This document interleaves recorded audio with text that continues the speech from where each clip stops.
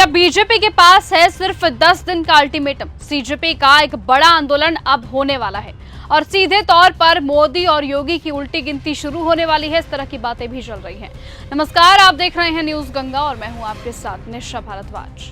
BJP सरकार को 10 दिनों का अल्टीमेटम मिल चुका है और चेतावनी भी बेहद साफ है कि 10 दिनों में मांगे पूरी नहीं हुई तो सीजेपी सड़कों पर एक बड़ा आंदोलन करेगी। सवाल यह है कि क्या अब अब्दुल के इंसाफ की लड़ाई एक बड़े आंदोलन की शक्ल लेने वाली है?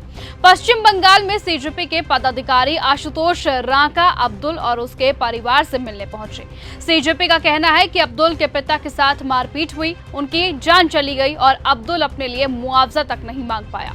अब उसकी मांग सिर्फ इतनी है कि उसके पिता के नाम पर गांव में एक अच्छा सरकारी स्कूल बनाया जाए। अब इसी मामले को लेकर सीजेपी ने सरकार के सामने कई मांगे रखी। आरोपियों की गिरफ्तारी, पूरे मामले की स्वतंत्र जांच और अब्दुल के परिवार को सुरक्षा देने की मांग। इतने बड़े हादसे की बात भी बोल रहे हैं कि मुझे पैसा नहीं चाहिए। आप सोचिए कि किस तरह का माइंडसेट होगा। हमने बोला कि Abdul we demand compensation. Abdul ने बोला मुझे कोई कॉम्पनसेशन नहीं चाहिए, मेरे पापा के नाम पे आप एक स्कूल बनाओ। आप उस बच्चे का माइंडसेट सोचिए, किस तरह का माइंडसेट होगा उसका कि कॉम्पनसेशन नहीं मांग रहा है। उसकी दादी अभी मेरे को ये बोली कि अब्दुल जिम्मेदारी है तुम लोगों की, और बोल दिए कि इनकलाब जिंदाबाद जीत तुम लोगों की होगी। आप सोचिए किस तरह की परवरिश रही है अब्दुल की और किस तरह के पिताजी रहे होंगे अब्दुल के।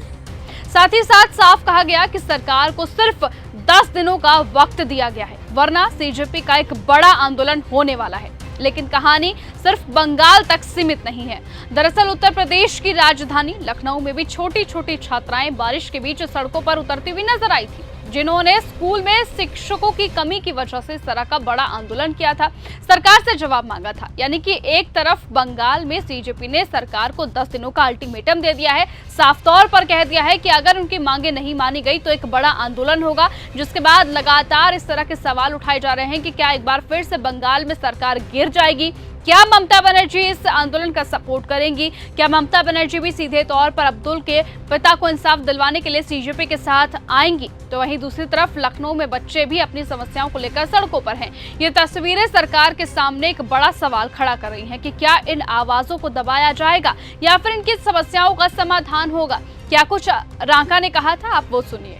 पहली चीज,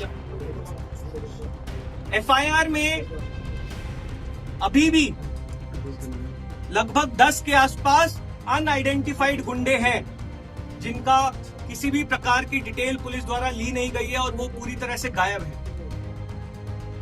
हम बंगाल सरकार से मांग करते हैं कि इन सभी गुंडों को अगले 10 दिन में गिरफ्तार करके जेल भेजा जाए और सभी धाराएं जो इन गुंडों पर लगती हैं वो धाराएं लगाई जाए। जिस तरह का बर्ताव अब्दुल और उसके परिवार के साथ अस्पताल में हुआ, पुलिस थाने में हुआ, उसमें बहुत साफ होता है कि इस पूरे मामले में कहीं ना कहीं इंदस पुलिस थाने का भाजपा के गुंडों को संरक्षण था। अब इस बयान के बाद लगातार इस तरह के कयास लगाए जा रहे हैं कि कहीं ना कहीं बंगाल की सरकार एक बार फिर से गिरेगी, बंगाल की सरकार में कोई ना कोई बड़ा उलटफेर होगा। क्योंकि जब बच्चे और युवा खुद सड़कों पर उतरकर सवाल पूछने लगते हैं तो मामला सिर्फ प्रदर्शन का नहीं बल्कि सत्ता की चेतावनी तक बन जाता है। अब नजरें उन 10 दिनों पर टिकी हैं कि सरकार मांगों को मानेगी या फिर सीजेपी का आंदोलन होना तय है। जिस तरह का आंदोलन हमने दिल्ली में देखा था, धर्मेंद्र प्रधान का इस्तीफा देखा था, क्या अब बंगाल की सरकार भी गिरेगी? क्या बंगाल के नए मुख्यमंत्री बने शुभेंदु अधिकारी भी अपना इस्तीफा सौंपते हुए नजर आएंगे? क्योंकि सड़कों पर सरकार के खिलाफ एक बड़ा मोर्चा खोलने का ऐलान सीधे तौर पर सीजेपी ने कर दिया है। अब आपको क्या कुछ लगता है कि क्या सच में सीजेपी अब्दुल के पिता को न्याय दिलवा पाएगी या नहीं? अपनी राय कमेंट करके जरूर बताएं। आज की इस खबर में सिर्फ इतना ही। देखते रहिए और बने रहिए न्यूज गंगा के साथ। नमस्कार। अगर आपको यह हमारा वीडियो पसंद आया हो तो इसे लाइक और शेयर करना बिल्कुल ना भूलें। साथ ही हमारे चैनल न्यूज गंगा को सब्सक्राइब और फॉलो जरूर करें ताकि देश और दुनिया की हर बड़ी खबर आप तक सबसे पहले पहुंचे।